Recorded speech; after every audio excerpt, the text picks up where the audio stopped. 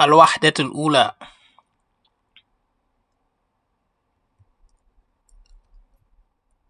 التحية والتعارف. السلام عليكم ورحمة الله وبركاته. أهلا بكم من جديد أحبائي وأصدقائي الكرام. معكم أخوكم جومبا جاو من قناة Apprendre des langues en wolof. مرحبا بكم في هذا الدرس.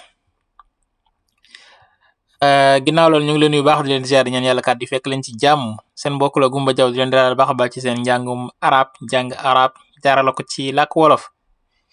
léegi bindu tey mi ngi jëm ci maanaam at-tahiyyatu wa ta'aruf maanaam nuyoo ak xamante.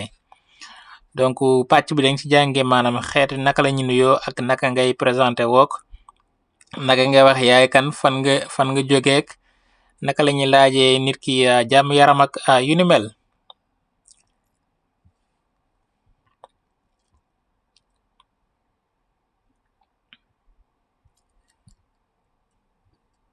ay xawaar bu njëkk bi wala waxtaan bu njëkk bi mi ngi diggante ku naan Xaalid ak Xalil. ñoom nag xëy na ñu ngi doog a gisee ñoo ngi doog a daje xamante wun ñu xool seen maanaam naka lay tëddee. bu leen xoolee Xaalid moom moo njëkk a wax. Xaalid moo ne salaamaaleykum. salaamaaleykum. Xalil daan ne ko waaleykum salaam. waaleykum salaam. Xaalid daan ne ismi Xaalid maanaam sama tur mooy Xaalid maa ngi tudd Xaalid. ne ko masmuk yow nag lan mooy sa tur noo tudd. Xalil daal di tontu te ne ko ismi Xalil man sama tur mooy Xalil maa ngi tudd Xalil laa tudd.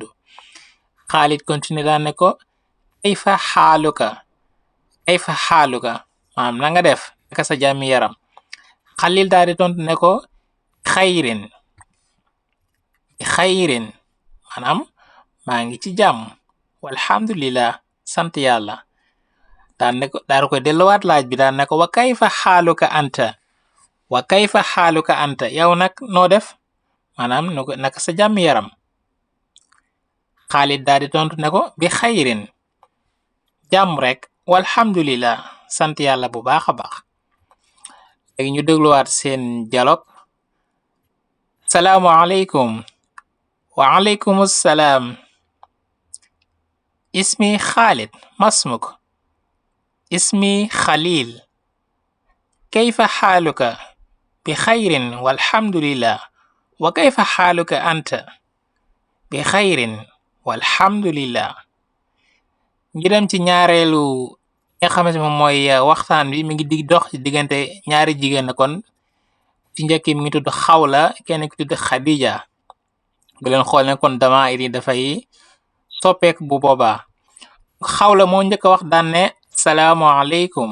asalaamaaleykum daal di koy nuyu. Xadija daan ne ko waaleykum salaam. Xawla daan ne ismi Xawla masmuki gis ngeen ne dee jigéen danga koy jigéenal bu doon góor nga naan ko masmuka bu dee jigéen nga ne ko masmuki. Xawla daan ne ko masmuk. Xadija daan ne ismi Xadijatu. ismi Xadija maa ngi tudd Xadija. Xawla daal di ne ko kayfa xaaluki gis nga de ba tey day soppeeku bu doon góor nga naan ko kayfa xaaluka mais jigéen la moo tax mu ne ko kayfa xaaluki. Xadija daan ne ko bi xayrin walhamdulillah wala kayfa xaaluka anti. Xawla daal di ki toon ne ko bi xayrin walhamdulillah. bu leen xoolee ne kon ñaari kii yëpp ñaari dialogue yi ñoo yem mais gis nga damaa'ir ñuy changé parce que ñaari ña góor lañ te ñaari ña ay jigéen lañ.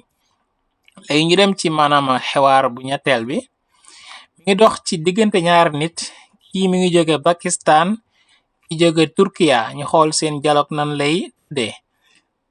léegi Sharif moom moo jóge Pakistan. Mohammed moo jóge Turki. Mohammed moo njëkk wax daan ne ko salaamaaleykum. Sharif daan ne ko waaleykum salaam. Mohammed daan ne ko min ayna anta. donc kon booy laaj min ayna anta maanaam man réew nga jóge foo jóge man réew nga jóge d'où viens-tu. alright bu doon anglais da nga naan ko where are you from. alright I am from Senegal or I am from Pakistan. alright Sharif daan ne ko ana min Pakistan.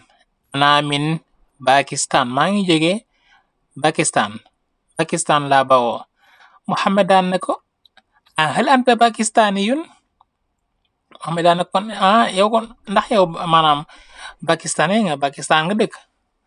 Sharif daan ne ko naam waaw ana pakistaniyun man maanaam Pakistan laa bawoo. Dar koy laaj nag wama jinsiyatuka ayda anta wama jinsiyatuka anta yow nag lan mooy sa nationalité maanaam fan mo bawoo fan mooy sa origine. Sharif daan ne ko ana min Turkiya. Ana min Turkiya maanaam man Turki laa jóge. Ana turkiyun man Turki laa. Je suis turc. Je viens de la Turquie. Alright. Ana min Turkiya Turki laa jóge. Léegi Sharif daan ne ko ahlan wa sahlan maanaam dalal ak jàmm. Alright. ñu dégluwaat seen dialogue. Salaamu alaikum. Wa alaikum salam. Min ayna anta? Ana min Pakistan. هل أنت باكستاني؟ نعم أنا باكستاني. وما جنسيتك أنت؟ أنا تركي. أنا من تركيا. أهلا وسهلا. شكرا لكم على المتابعة. دمتم في رعاية الله. مع السلامة.